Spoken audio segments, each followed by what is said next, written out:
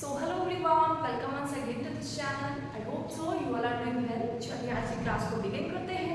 जैसा कि आपको टॉपिक दिख रहा है, आज का टॉपिक है माइक्रोस्पोरोजेनेसिस। अब क्या है इस टॉपिक के बारे में, उसका डेफिनेशन आप खुद से at the end of lecture आप खुद इसका डेफिनेशन खुद प्रिपेयर करके बताओगे। क्लियर? अब हम लोग जानते हैं, मैंने आपको प्रीवियस क्लास में पढ़ाया था स्पोरोजेनस टिश्यू क्या होता है।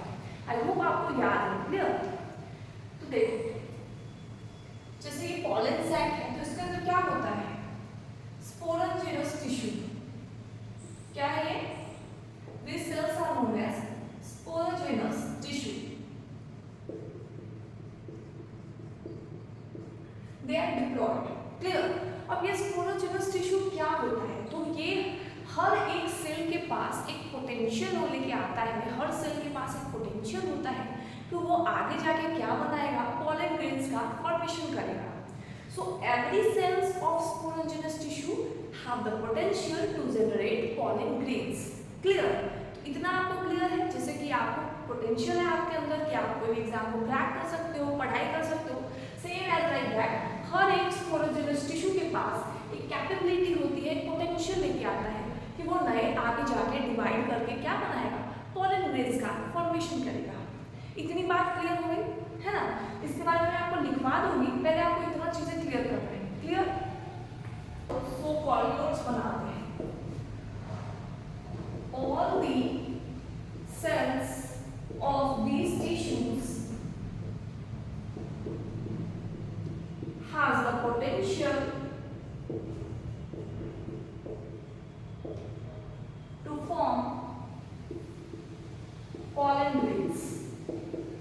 इस लाइन में अब किसी को भी डाउट नहीं होगा। क्लियर? अब देखो, यहाँ पे आपको दिख रहा होगा सारे सेल्स एक जैसे दिख रहे हैं।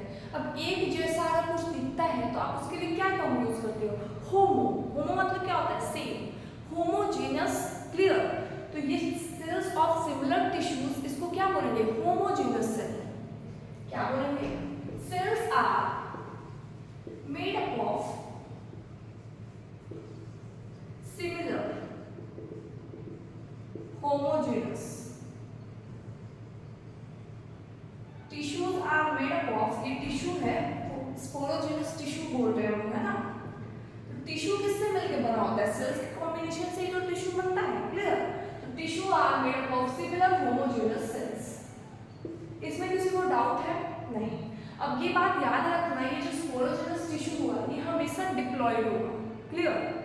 अब बताओ इस सेल्स को क्या बोलेंगे, तो ये जो एक एक सेल है इसको हम लोग बोलेंगे या तो पॉलन मदर सेल या माइक्रोस्पोर मदर सेल, एमएमसी या पीएमसी।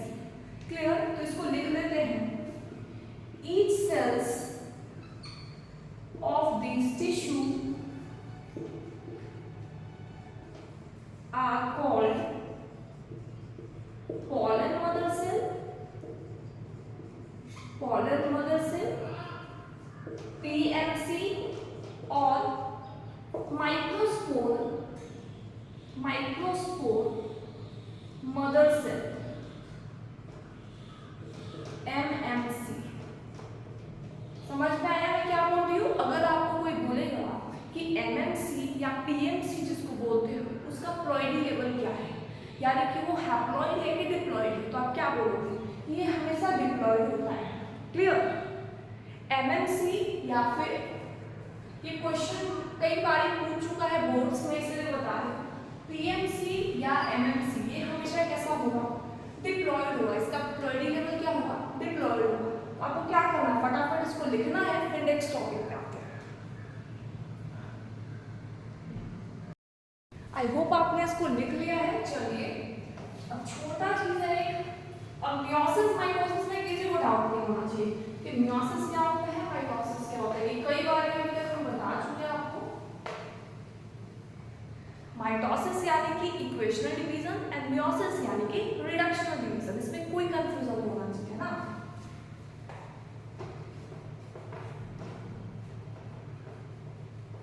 जैसे मान लो फोरेन है और यहाँ डिवीजन के बाद भी फोरेन ही है, तो इसमें बताओ माइटोसिस हुआ कि मियोसिस हुआ। तो माइटोसिस यानी कि क्या, इक्वेशन को मेंटेन करने वाला। तो यहाँ पे क्या हो रहा है, इक्वेशनल डिवीजन होना है। यहीं अगर 4n रहता और डिवीजन के बाद 2n बन जाता तो क्या हो जाता, मियोसिस हो जाता। क्लियर? चलो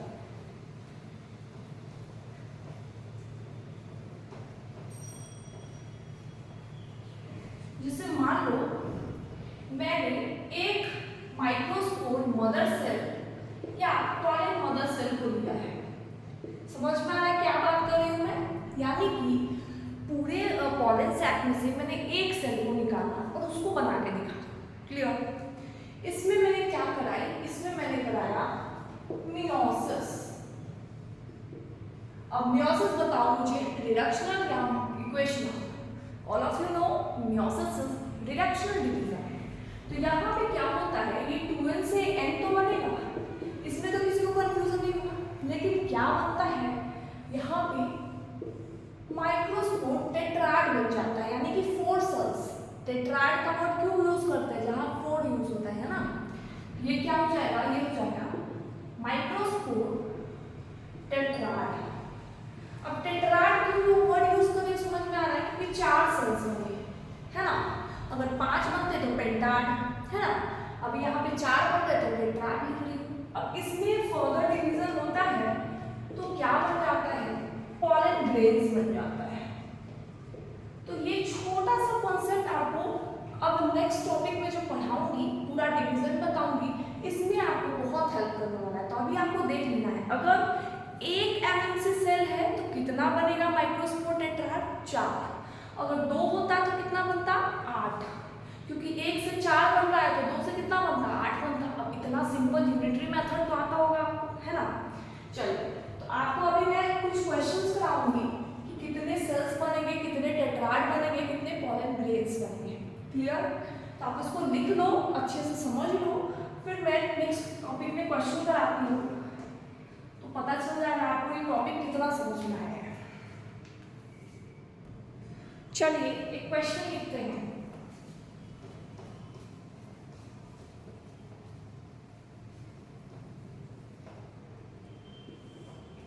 अगर मान लो मैं 40 एमएमसी सेल या फिर इसको बोलो पीएमसी सेल, तो मेरा क्वेश्चन फर्स्ट है, इसमें माइक्रोस्पोर टेट्राड कितना बनेगा, या फिर माइक्रोस्पोर ही लिखो, टेट्राड ना लिखो ना।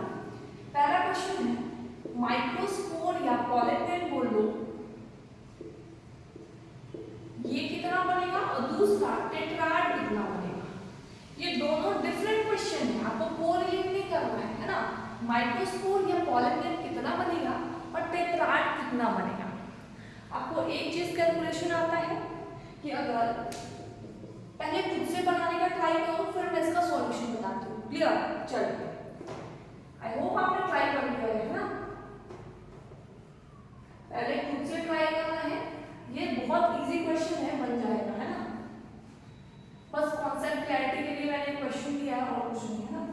चलो अब देखो, एक एमएमसी से कितना बनता है माइक्रोस्पोर, 4 बनता है। इसमें किसी को डाउट नहीं है, क्योंकि ये प्रीवियस अभी जस्ट मैंने यही पढ़ाया कि एक एमएमसी रहेगा तो कितना बनेगा माइक्रोस्पोर या पॉलन ग्रेन, 4। हमारा क्वेश्चन है कि 40 है हमारे पास एमएमसी के सेल्स, तो 40 एमएमसी के सेल्स हैं, यानी कि 40 × 4। क्लियर? किसी को भी डाउट नहीं है? कितना हो जाएगा, 160। क्लियर हो गया। अब दूसरा क्वेश्चन क्या है, दूसरा क्वेश्चन है कि टेट्राड कितना बनेगा। तो टेट्राड क्या होता है, अगर 4 सेल्स होंगे तो 1 टेट्राड बनेगा। समझ में आ रहा है क्या बोल रही हूँ? अगर ये 4 सेल्स लेंगे तभी तो 1 टेट्राड का फॉर्मेशन होता है ना। तो हम लोग क्या करेंगे, 160 डिवाइडेड बाई 4, क्योंकि हमारे पास सेल्स कितने हैं, 160 है, और टेट्राड के लिए कितना होना चाहिए, 4 कम से कम होना चाहिए, तभी तो 1 टेट्राड बनेगा। तो हमने सिंपली इसको डिवाइड कर दिया, कितना बचा, 40 टेट्राड। समझ में आ रहा है? ऐसे ही अगर मैं क्वेश्चन दे दूं आपको खुद से सॉल्व करने के लिए कि 20 एमएमसी या पीएमसी सेल्स है, आप मुझे इसमें यही दोनों चीज निकाल के बताओ कि टेट्राड कितना बनेगा और माइक्रोस्पोर या फिर पॉलन ग्रेन्स कितने बनेंगे। आपको कमेंट सेक्शन में इस क्वेश्चन का आंसर करना है ना। तो आप इसको लिख लो, क्योंकि आपको कौन सा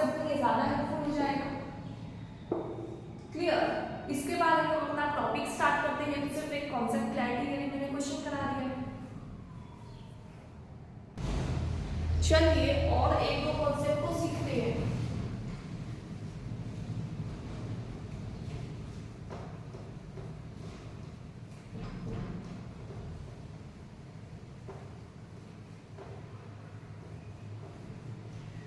जिससे मान लो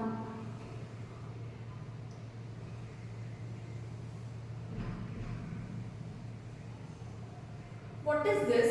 This is microsporangia। इसके बाहर कौन सा लेयर मैंने बनाया? टैपिटम। सबसे इनर मोस्ट लेयर था ना टैपिटम, याद आ रहा है कि भूल गए इसको?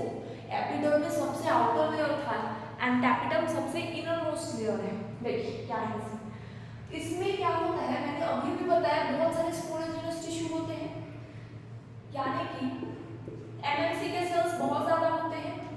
तो ये सेल्स जो होते हैं ये आपस में फ्री नहीं रहते कि एक सेल्स को दूसरे सेल से कोई मतलब नहीं है, ऐसा बिल्कुल भी नहीं होता है। क्लियर? ये पहला कॉन्सेप्ट है। ये दोनों सेल्स जो है आपस में फ्री नहीं रहते हैं, ये क्या होते हैं? कनेक्टेड रहते हैं। ये एमएमसी का सेल है, ये भी एमएमसी का सेल है, माइक्रोस्पोर मदर सेल या कॉलन मदर सेल। ये दोनों सेल आपस में कनेक्टेड रहते हैं with the help of plasmodesmata. किससे कनेक्टेड रहते हैं? प्लाज्मोडेस्माटा से। समझ में आ रहा है? आपको पता है कि एमएमसी के सेल्स हमेशा डिप्लॉयड होते हैं, ये एक दूसरे से किससे कनेक्टेड होते हैं? प्लाज्मोडेस्माटा से। समझ में आ रहा है? पहला कॉन्सेप्ट तो ये हो गया। अब दूसरे कॉन्सेप्ट पे आते हैं।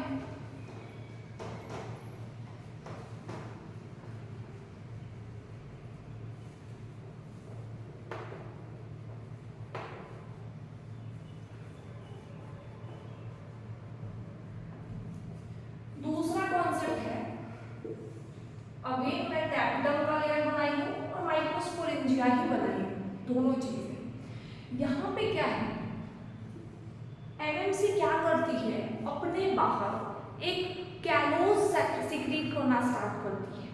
क्या करती है? फिर से आपको रिपीट करना है मेरे साथ कि each cells of MMC start secreting callose layer, है ना? और ये कैलोज लेयर क्या करता है? इस प्लाज्मोडेस्माटा वाले लेयर को ब्रेक करने का काम करता है। जब ये लेयर ब्रेक हो जाएगा तब क्या हो जाएगा? सारे सेल्स एमएमसी के फ्री हो जाएंगे, फिर कनेक्टेड नहीं रहेंगे। समझ में आ रहा है? चलिए देखिए यहाँ पे मैंने क्या लेयर बना दिया? This is a layer of callose. तो क्या लिखेंगे यहाँ पे? Each MMC cells start secreting callose.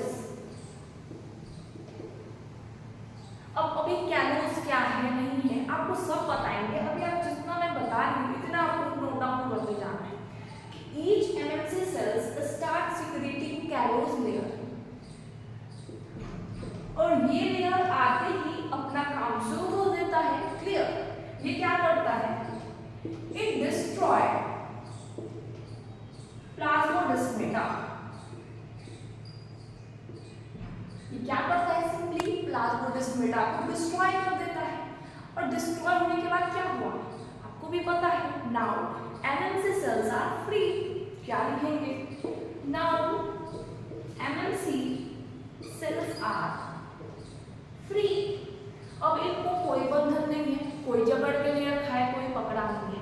अब इनका प्लाज्मोडेस्माटा का लेयर ही ब्रेक हो गया है, तो सारे सेल्स को जहां मन वहां घूमने को रहते, दे आर फ्री टू। समझ में आ रहा है? और इसमें कोई भी चीज में डाउट है आप प्लीज मुझे कमेंट में बता सकते हो कि मैम ये चीज क्या है, नहीं समझ में आया। I will definitely answer it. Clear? कोई भी जनरल डाउट है आप प्लीज मुझे कमेंट सेक्शन में बताओ। अब एक छोटा सा डायग्राम बनाते हैं और इस लेक्चर को एंड करते हैं।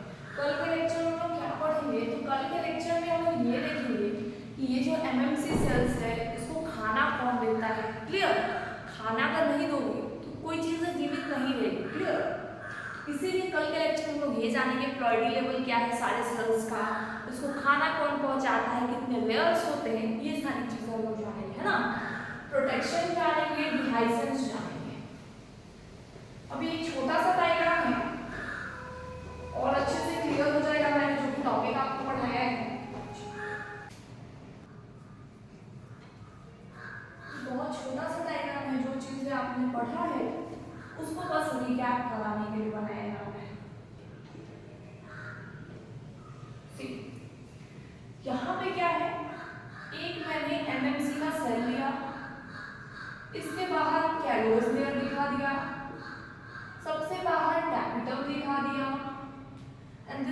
माइक्रोस्पोरेंजिया।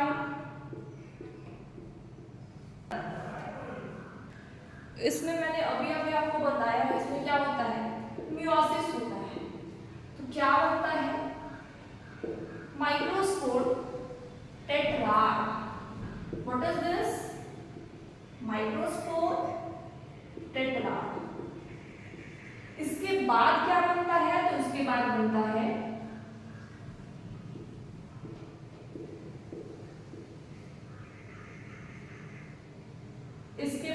है pollen grains. So I hope आज का लेक्चर आपको क्लियर हुआ होगा। कोई भी चीज में डाउट है please let me know in the comment section. और कल के लेक्चर में हम लोग पढ़ेंगे प्रोटेक्शन एंड डिहाइसेंस ऑफ एंथर और पॉलन ग्रेन्स का इंट्रोडक्शन देखेंगे कि पॉलन ग्रेन्स होता क्या है। सो आई होप सो आपको आज का लेक्चर समझ में आया होगा। कल के लेक्चर में हम लोग प्रोटेक्शन एंड डिहाइसेंस ऑफ एंथर पढ़ेंगे। तब तक आपको क्या करना है, एनसीईआरटी की रीडिंग लगानी है और नोट्स को कई बार पढ़ के आना है। क्लियर?